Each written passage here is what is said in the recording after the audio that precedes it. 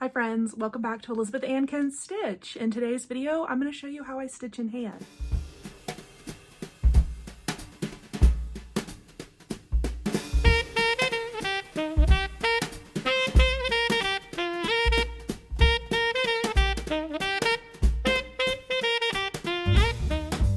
Today's video is all about stitching in hand using the sewing method and tips and tricks for just being a little bit more efficient with your stitching.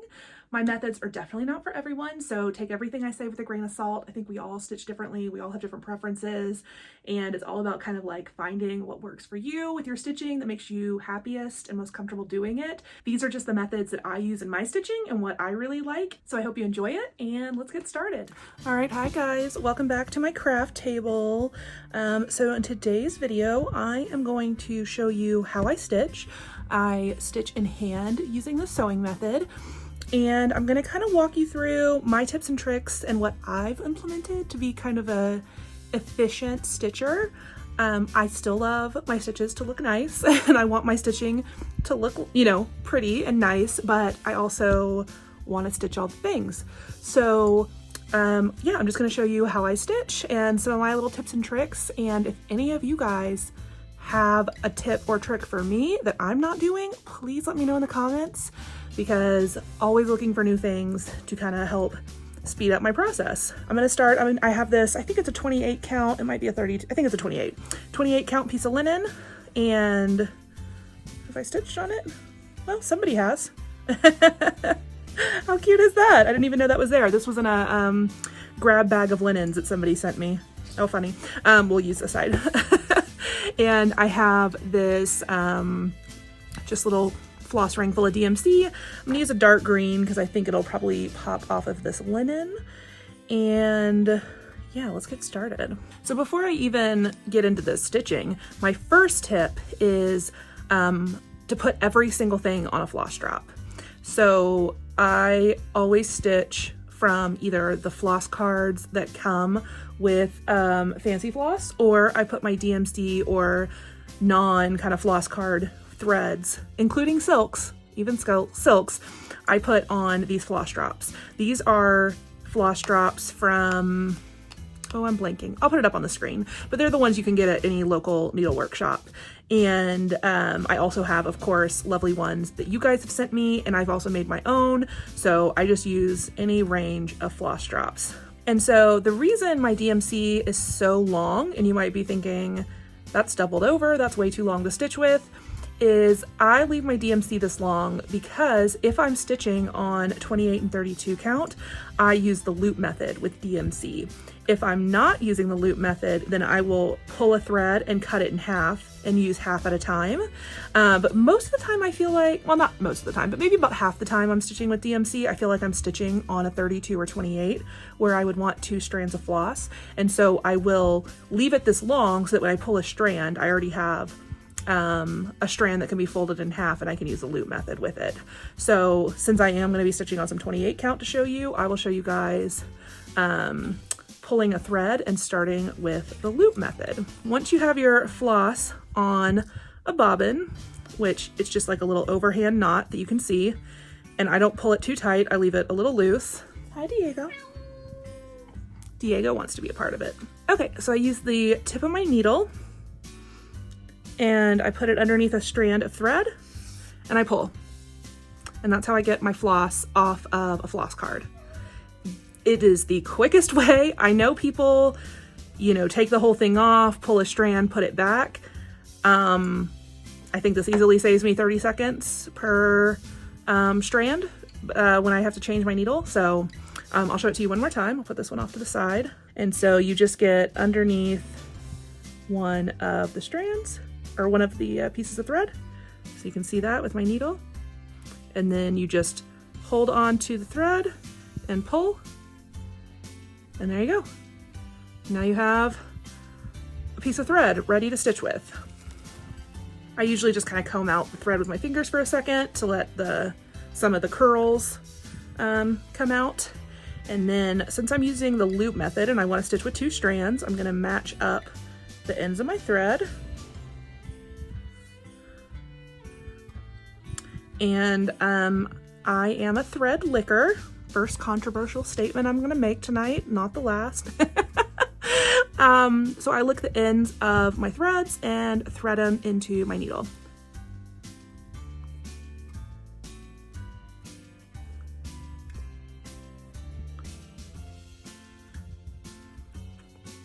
Okay, here's my thread, ready to go with the loop down here on the end. And so starting with the loop method, I'm just gonna start over here in the bottom right corner. Let's see, I guess I'll just do this all as I go. I'm like trying to figure out how I'm gonna format this, but I guess I'll tell you that I always start stitching in the bottom, not the bottom. I usually start stitching in the top right corner. Since I'm just stitching to show you guys and I'm not following a pattern, I'm just gonna start over here in the bottom right. But since I'm right-handed and I hold my needle in my right hand, I start on the right side so that I'm always moving my hand from right to left. It's easy to go up and down and right to left when you're right-handed. If you're left-handed, I have shown this to my sister Allison, who's left-handed, but you can honestly just reverse my directions. I apologize in advance that this is going to be focused for right-handed stitchers because that's what I am. But if you are left-handed, you can literally flip my directions on their head. So for right-handed stitchers, I'm going to tell you to start in the bottom left hole. For left-handed stitchers, you would start in the bottom right. You know, you can just flip everything that I'm saying. So let me just keep that in mind if you're left-handed. I apologize that I'm not, and I don't think I could show you left-handed. I don't think that would work. But just know you can reverse my instructions to do it for a left-handed person. And then you would kind of be starting on the left side of your project and working across with your left hand going that way. Right-handers, I think you're going to want to start on the right side of your project and move to the left. So, okay. So another important tip, I find this tip easy to keep my place. I don't think it affects your speed at all, but it affects my ability to know where my stitches need to go. And supposedly it makes your stitches lay nicer to start your stitches this way. So I'm going to share it with you all. And what that is starting against a vertical thread in your linen. And so you want your needle to come up in the bottom left corner of your first stitch against a vertical thread. And so I'll just hold this here while I, in the editing, hopefully zoom in for you. And you can see this is where I'm making the bottom left corner of my stitch. And actually, I think I have a diagram I can screenshot and put up on the screen too, so you guys can screenshot that if you need it for reference. But so I'm putting my needle up in the bottom left corner of the first stitch, and I'm going to pull it about halfway because we're going to do the loop method. And I'm going to go down in the top right of my stitch and flip it around and go ahead and get that started. And so now I come up from the top. So I've already done my bottom left to top right. I'm going to come up in the top left and down in the bottom right. But before I go down, I'm going to think about where my next stitch is. So this is kind of the setup when you're doing loop method. When I'm stitching with one strand of floss, I'll show you that a little bit later. I'll show you it's a slightly different way to start, but not really. You just have to do less setup when you're using one strand and stitching the way I do. Okay. So let me start a new stitch and I'll show you what we're doing. All right.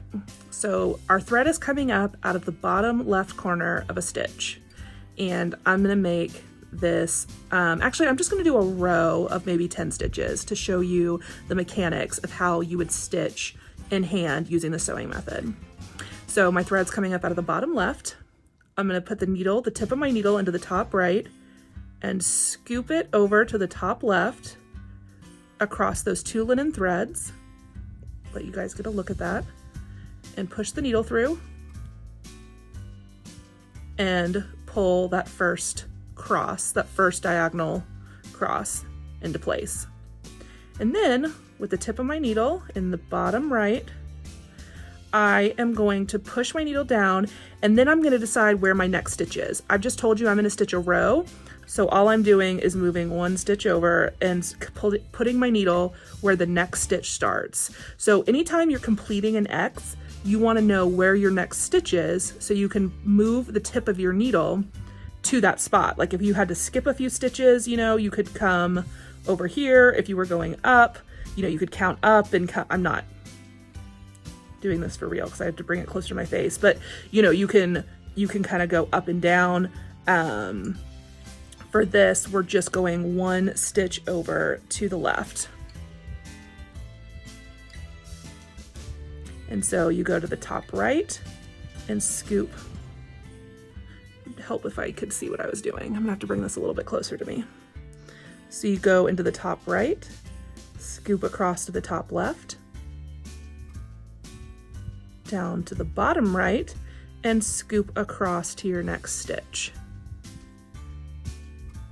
Top right to top left, bottom right to bottom left of your next stitch.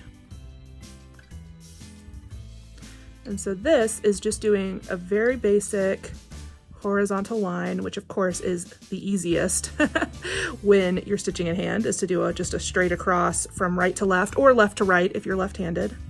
I got a little knot in my thread. Let me get that undone.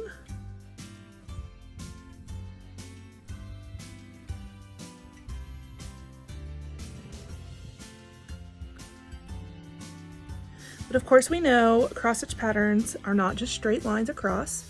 And so next, now that you know how to do the just very basic sewing method, I will show you how you move around while you're stitching in hand and kind of some tips for maximizing like your efficiency when you're stitching in hand. But this is the very basics of it. It's very simple to do. I like it a lot because, well, it's fast. It also just requires no tools, right? I don't have a hoop, I don't have a frame, I don't have a stand. I can stitch anywhere. I can take it with me anywhere. All I need is my project and a needle and a pair of scissors and, well, good lighting. That's the only trick, right? You need good lighting. So, yeah.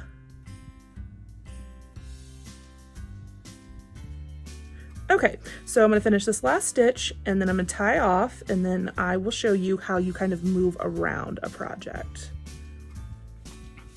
Okay, so I've done my last stitch and on the back side, in order to tie off, you have this long row of these two horizontal bands.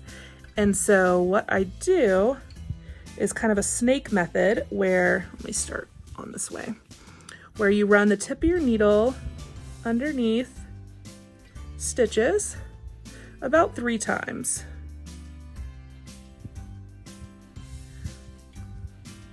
Two.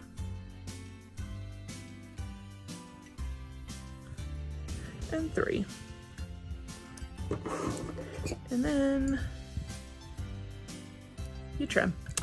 And there you've tied off your first little row of stitches. Okay, so I'm gonna grab a different color of thread for this next piece. Okay, so I'm gonna pretend that I'm just stitching with one strand, like if I was on 36 or 40 count, and so I'm gonna trim this thread in half. And I would just set this aside for use in a minute, but, and so with this one strand, I don't use the loop method. I don't do a pin stitch. I don't hide my stitches. I use a knot, which I know is controversial. Feel free to ignore this. Will not hurt my feelings. Everybody stitches their own way. I know that people, I mean, you don't want knots on your back because you don't want it to be lumpy for finishing, right? You don't want them to pull through the front. There's like lots of different little things people tell you about why not to use knots. And I agree with them. And I am, I think, careful with my knots, if that makes sense. I also do my own finishing. So I don't have to worry about somebody else, I guess, having to work around what I do. But I'll show you how I knot and why it's so quick and why it makes changing needles for me, like changing threads, kind of quick and not super painful. So let me thread the needle. And so what I do is I knot my thread by doing what I think is maybe called a quilter's knot, but you take your needle in your dominant hand and the end of your thread in your non-dominant hand, and you bring them together in a circle. So you bring them together so they meet, and with my first finger, I grab my thread and I do 1, 2, 3, 4, and then I use my finger and my thumb to pinch those wraps and pull it straight down my needle. And then there I have a teeny tiny little knot with just a little tail at the end of my thread. And that's how I get my thread ready for stitching when I'm using one strand of floss. I'll show it to you again. So just cut this knot off and pretend there's no knot. And so you bring it up to a circle. You use your finger to kind of hold that tail in place. And you don't want a huge tail because then you'll just have to trim it anyway. So I just try to do like a little, like 1/4 of an inch. 1, 2, 3, 4. And so all those little wraps, I use my thumb and my forefinger to pinch. And with my left hand, I just pull the needle straight up and I just hold those wraps until they hit the end of the thread. And then there you have a little tiny knot with a little tiny tail, and you're ready to stitch. That's how I get my thread started. I have done the pin stitch. I find it fine. It's easy to do. I just find that it takes a little bit of time, and that sometimes my ends come unraveled. Not a lot, but I have had my ends come unraveled when using the pin stitch, and therefore I just don't do it anymore. I tried to switch over from using knots. I did. I know they're not the recommended method, but I can't help it. I like knotting my thread, so I do it. So with that said, let me come up in the bottom left-hand corner of a stitch. Again, I'm looking for a vertical thread, coming up in the bottom left, down in the top right, across to the top left, and down in the bottom right. Before I go down in the bottom right, I need to know where my next stitch is. So what I want to show you guys is how you can move around making stitches in hand. So for a right-handed stitcher, the easiest way to do the sewing method is to go from right to left and go up or down. It's pretty impossible to go from left to right. You can do it for maybe one stitch, but you can't move over multiple stitches going left to right. You'll have to reposition your hand under your fabric to get where you want to go. So I would say 95% of the time, my hand is on top of the fabric moving. The other percent of the time, it's underneath repositioning things. So let me show you kind of how I move up and down and right to left, and which, kind of which directions to move. And then we'll talk about how you kind of like plot out your stitches for efficiency, if that makes sense. So I'm gonna do a little square of, I don't know, let's say I'll do 5 by 5. So this is my first stitch in the bottom right corner of a 5 by 5 block. So I'm gonna go down into the bottom right. And since I'm going up, I wanna come up in the bottom left corner of my next stitch, which happens to be the top left corner of this stitch. So I come up, and then I'm ready to make my next stitch.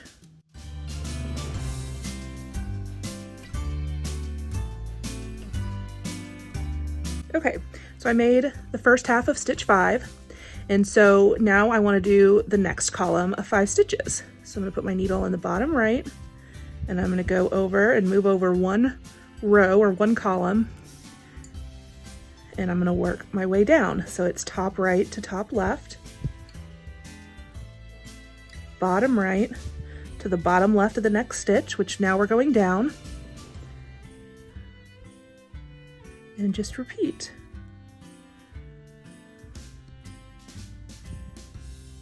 And honestly, I think to teach yourself this method, if you want to stitch in hand, try just doing this straight line of 10 stitches and then doing a block of 5 by 5 to kind of get the feel of how you make the stitches.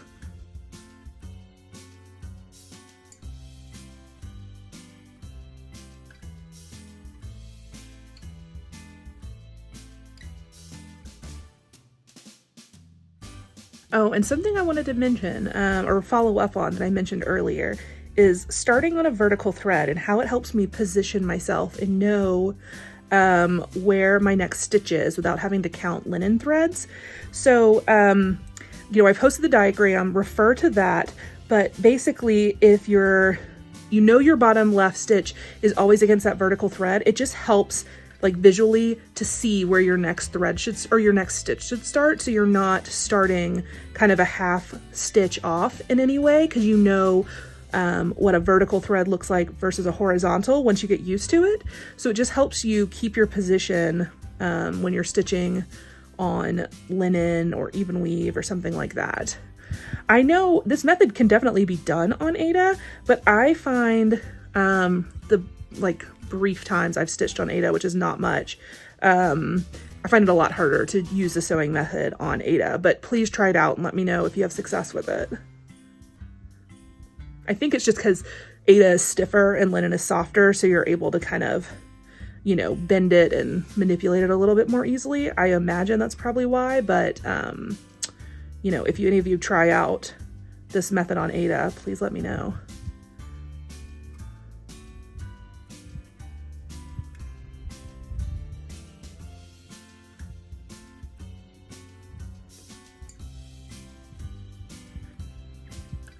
Okay, we're at our last stitch.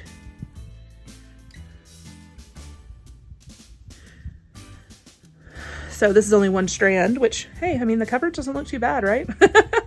So I'm gonna tie that one off. And so this, we have plenty of stitches to run our thread under, so I'm just going to slide this down a row of stitches and trim the excess. So from here, what I'm gonna show you is kind of how I move around the stitching. I need to hold this a little closer to me so I can see what I'm doing more easily. Hopefully you guys can still see what I'm doing. So I'm just gonna come up right next to that block of 25 that we stitched in the bottom left corner and make my first stitch. And I think to start with, I'm just gonna do a nice little zigzag pattern that is common in a lot of cross stitch borders. And so I'm just going to move from the bottom right corner of the last leg of my stitch to the top, or I'm sorry, to the bottom left of my next stitch, which is gonna be one diagonal up. So I'm just gonna do a little zigzag here, because you can see we're moving not only right to left, but we're also moving up, and then the second one will be moving down. So these little zigzag edges are super easy to follow along with on your with your sewing in hand method. So I'm just going to turn the corner and come back down. And so just finding the bottom left of my new stitch and then creating a stitch and then finding the bottom left of my next stitch.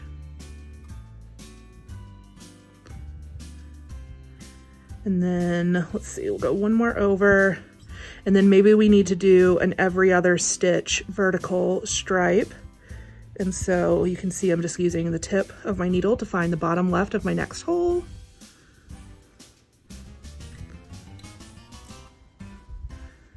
Creating that stitch, find your next stitch.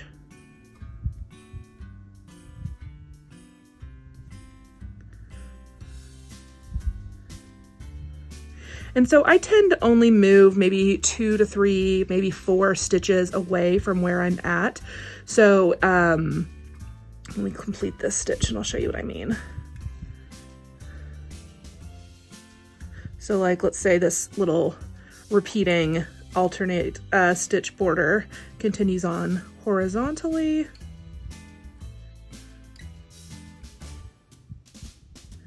And then say this is where you stop and you need to do a stitch down here somewhere.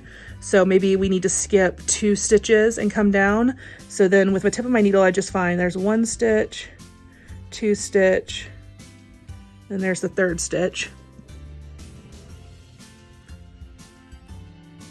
And then I complete that stitch, and then maybe there's 1 here. Oops.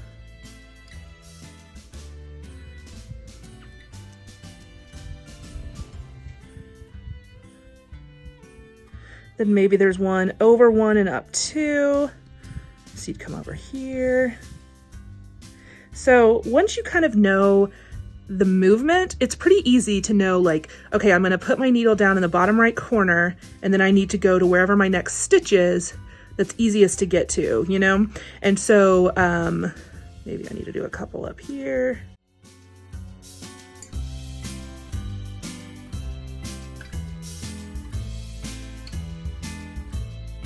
This is just kind of, you know, a classic stair step type pattern that's used in a lot of pieces.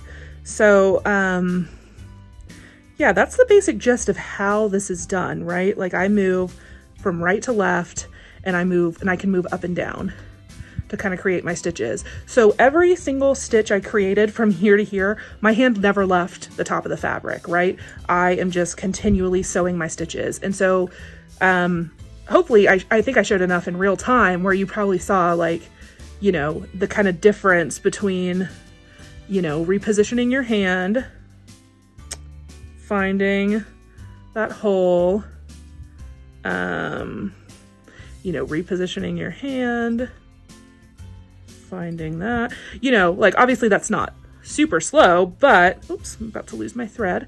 But it is much quicker for me to just keep my hand on top of the fabric and sew the stitches rather than having to constantly go to the back of my fabric, right?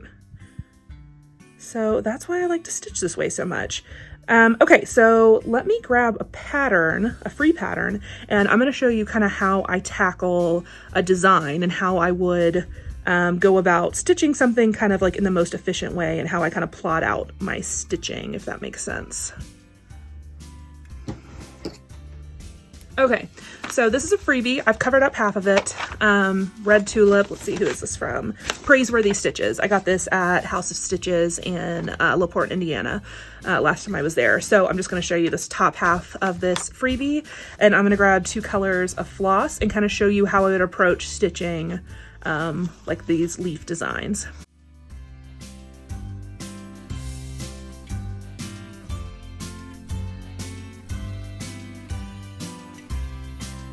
Okay, so as long as one of the colors isn't like white, like super bright white, I don't really always start with the lightest color and work darkest, unless it's a, you know, a lot of white mixed in with a lot of dark color, and then I will do my white stitches first. But I'm just gonna use a pink and a red. And so I'm gonna start with the darker color, and I'm gonna start with this leaf. Let me make sure that's on the frame.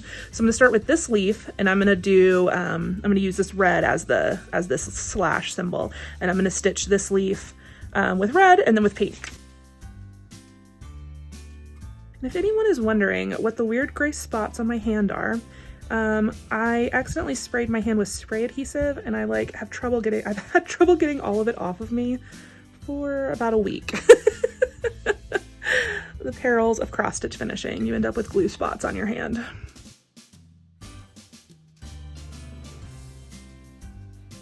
I am going to start up in the top right corner of this little leaf with that stitch right there.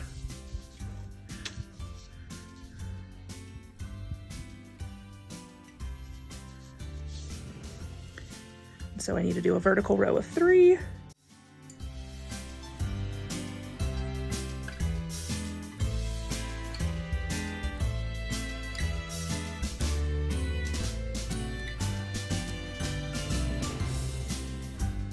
Okay, and then I need a row, or not a row, a column of 2.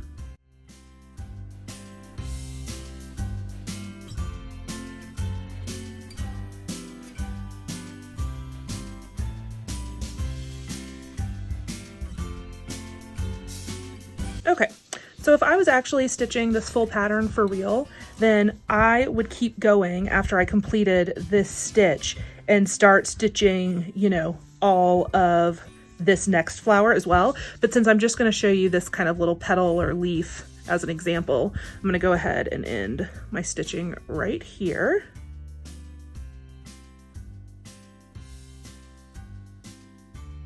And then you can see on the back, here's my little knot with the little tail. To be honest, if the little tail's under 1/4 of an inch, I usually leave them, but you can certainly trim right up against that knot and leave absolutely no tail, and you can barely even feel the knot. That's honestly why I don't mind knotting my thread and why I do it, because it doesn't feel lumpy. It doesn't pull through to the front. You can't see it when it's done, and it's super quick. So, but if you don't like using knots, do not use them. Start your stitches any way you want to start. You can still do the sewing method with any method of starting your thread. So now I'm going to fill in with this circle symbol.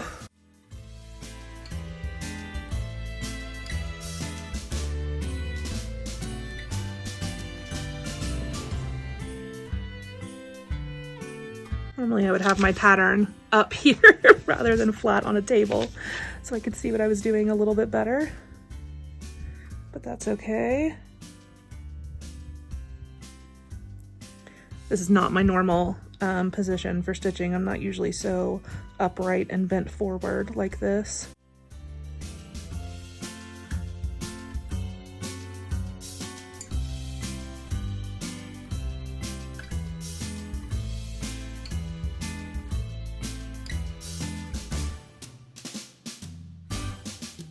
So now we have our little petal all stitched right here.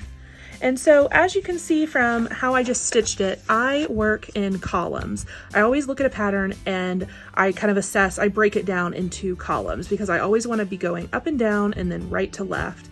And so with that dark color, you can see I just went column by column, and then the same thing with the lighter color to fill in.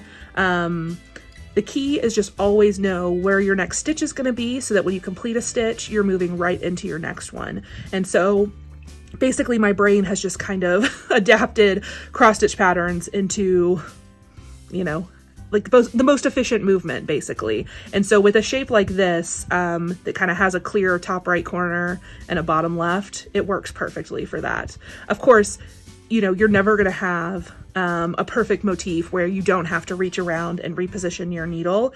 So let me show you what repositioning looks like. You know, I just finished with this pink on all of these O's, and you can see that if I was going to do this next motif, I would probably want to come start down in this bottom corner.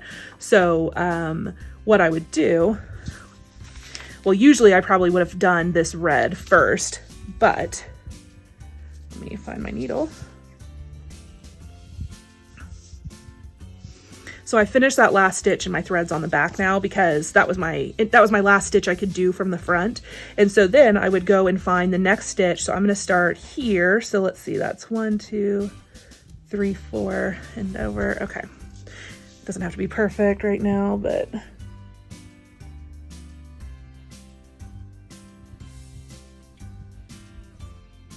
so let's say this is where, you know, my next stitch is going to be. So I repositioned it from the back, and now I come up, and now I'm all set to begin that same process of just stitching all of these columns up and down and then right to left. And so I would just start stitching again and column by column until I run out of stitches that I can make comfortably using the sewing method. And then from the back side, I would just reposition my needle where I need it to be and start again.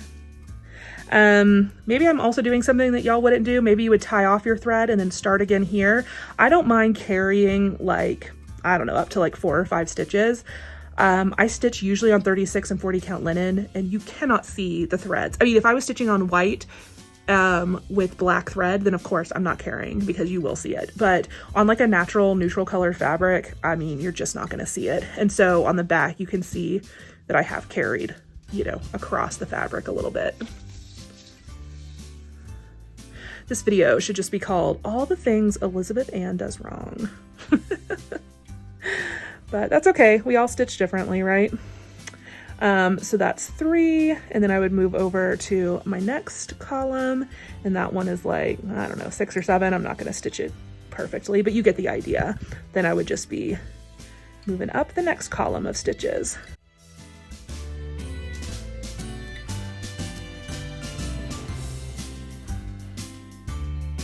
Okay, we'll pretend that's the stopping point, and I'll go ahead and weave in my ends.